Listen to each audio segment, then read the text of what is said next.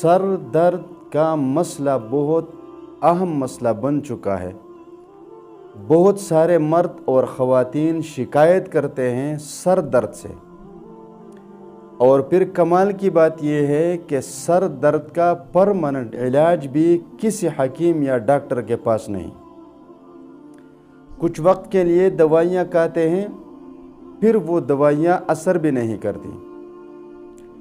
تو آپ لوگوں کو میں مشورہ دوں کہ سر درد کے لیے کسی قسم کی گولی دوائی کھانے کی ضرورت نہیں۔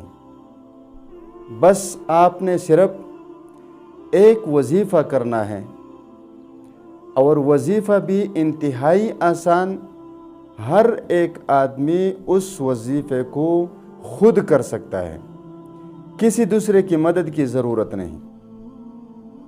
اور آپ وہ وظیفہ جیسے پڑھیں گے تو پڑھتے ہی آپ کے سر کا درد چاہے کتنا ہی شدید کیوں نہ ہو فوراً ختم ہو جائے گا۔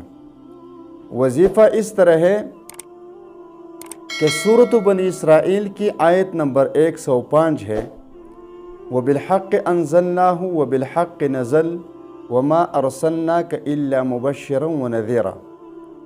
اس آیت کریمہ کو آپ نے 7 مرتبہ اس طرح پڑھنی ہے کہ سر پر جہاں پر درد ہے وہاں پر ہاتھ رکھیں، اور پھر اس آیت کریمہ کو 7 مرتبہ پڑھیں، اور پڑھنے کے بعد پھر اپنے ہاتھ پر پھونک دیں اور سر پر پھیر دیں۔